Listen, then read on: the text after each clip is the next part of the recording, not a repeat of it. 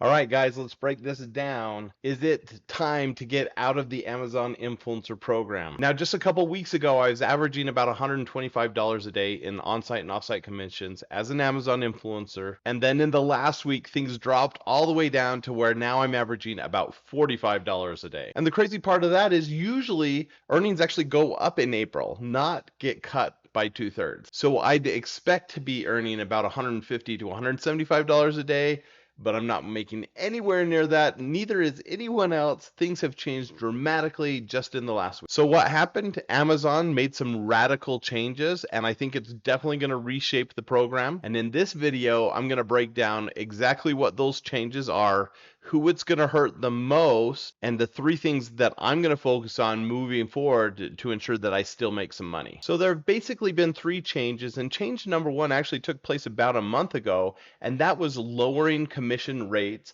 across categories. Now, we knew some time ago that this was coming, but what usually happens when they change rates is that they'll lower some rates in some categories and they'll raise rates in other categories, but across the board, they lowered rates for on-site commissions, and that's pretty dramatic. So this mostly impacted on-site sales, where you'll make anywhere from like 1/4% up to 4% for most categories, and that dropped by 0.5% to a whole percent or even more depending on what category you're looking at. Across the whole program, I would say that rates dropped by between 0.5 percentage point and a full percentage point. That means if you are making $100 before, now you're going to make somewhere between $75 and $85 for the exact same thing. The good news is the changes for off-site commissions were relatively unaffected. A few categories did change, but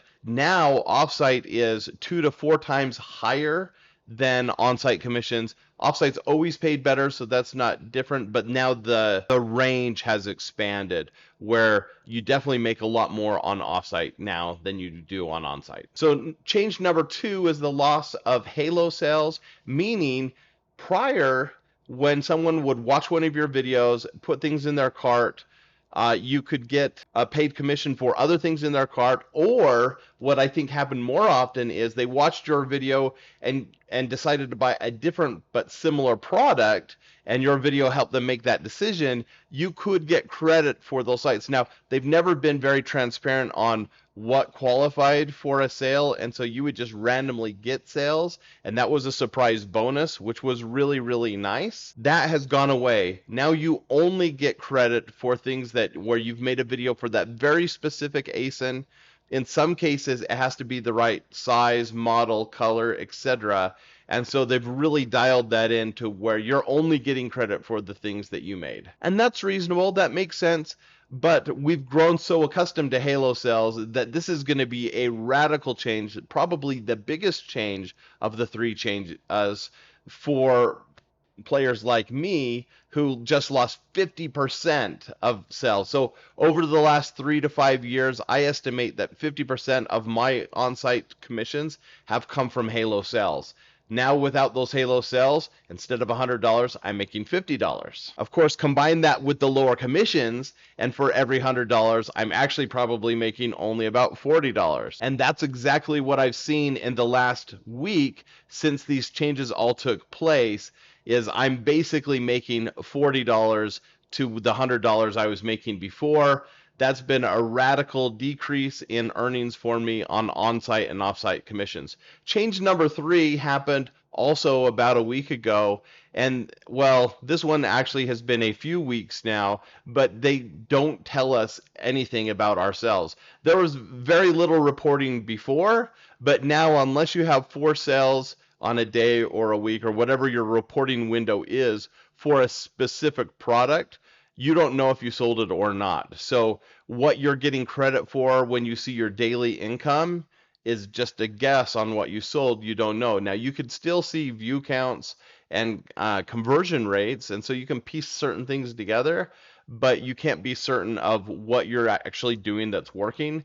This one might not impact your earnings at all, but it sure is frustrating because it's harder to select things moving forward for what you want to review and how you want to proceed with the program. So those are the three changes that have taken place: loss of reporting, loss of halo sales, and lower commissions. Those are all three major things that will impact the program. Who does this hurt the most? In my opinion, it's new people getting into the program. I predict, and I've never said this in my whole history in the Amazon Influencer Program, but I predict over quarter two in 2026, we're actually going to have more people leaving the Amazon Influencer Program than joining, and those who are already in are going to spend less time creating videos than ever before. And the reason for that is those who are new in the program, say you are making $50 a month, maybe $200 a month, now you're making $5 a month, maybe $10 a month. And so at that point, it's not worth it to check to see how things are doing, to get excited about doing another review.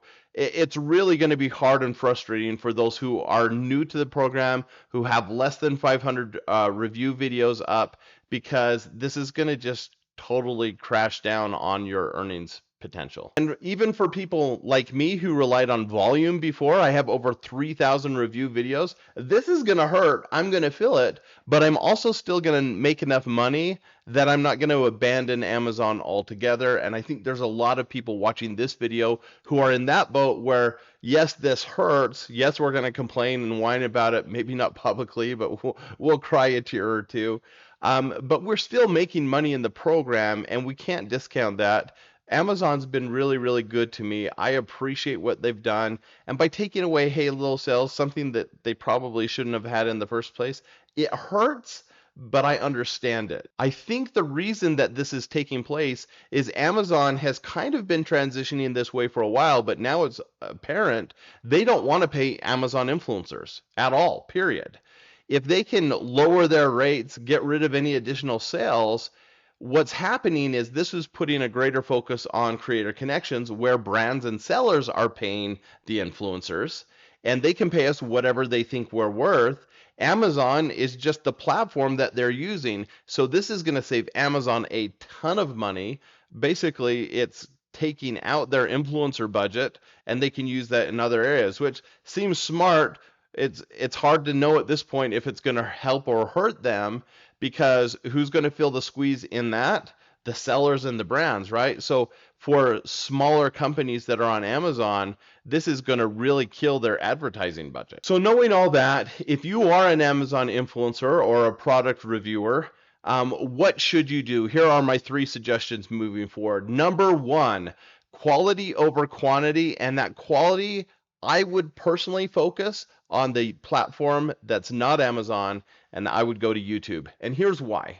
If you make high quality videos on YouTube and then take that traffic over to Amazon as an Amazon associate with off-site commissions, you're going to get a higher commission rate. But in addition to that, you're also getting paid from YouTube if your channel is monetized just for showing the video. So if you have a video go viral, in Amazon, that doesn't matter at all. On YouTube, it does. You'll get paid. And YouTube has less restrictions and more reporting, so you can actually know what works. So YouTube is where it's at, and make sure that you're making high quality videos. What that means is you're researching the product, you're answering people's questions, you're demonstrating the product, you're starting with a hook. Put it on YouTube and then also put it on Amazon. That connects to suggestion number 2 moving forward. Product selection matters more than ever before.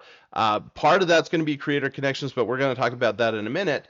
But product selection meaning we have to find products that we believe in. We're going to make high quality videos for those specific products. If we're going to buy new things, we're going to get products that are hopefully a higher ticket item. And now we're paying closer attention to those categories. Less videos for the 0.5%, 1% earnings potential. And instead, we're going to look at those categories that pay 3% or 4%. And again, that focus will be on offsite commissions, bringing people onto Amazon from YouTube or other social media. But the product selection matters more than ever. I personally, when I'm looking for a product to purchase and thinking I might make a video, I'm looking at that bestseller little tag on Amazon, and if it's selling less than 500 a month, I'm probably not going to get it. If it's selling 1 to 3,000 and there's not a lot of competition in the carousel, for me that's been the sweet spot. And so I'm really going to have to dial that in even more moving forward. And finally, suggestion number 3, diversify, and that means it's not just on-site and off-site. We're looking at creator connections and making sure that we're making that where we spend most of our focus in doing product reviews. But we're also looking at things like YouTube. And then I would say even diversify beyond videos. One of the great comforts for me as I see something like Amazon that might be tanking now for influencers is over the last 3 years, as I've made over $200,000 in earnings, I've put that into income producing assets. So I've put that into dividend paying stocks, into rental real estate, and other things that pay me no matter what. And so because I've put a lot of that extra earnings into income producing assets, no matter what happens with Amazon, I'm still making money every month because of those financial decisions I've made. So I would say diversify your investments in addition to diversifying the kinds of reviews you do and where you put them. So if you want to keep making money as an Amazon influencer, clearly you need to adapt. If you haven't changed in the past, you have to this time. They're forcing us. You have to pivot. You have to look at these things that I've talked about today, or you're not going to make anything on Amazon. Those who focus on quality, product selection, and building up your audience are going to still win. You can still make a lot of money as a product reviewer, but you have to be willing to adapt. And that's it, because I have to take my son to track practice. So hopefully this video was helpful. Drop in the comments how things are going for you. Bye-bye.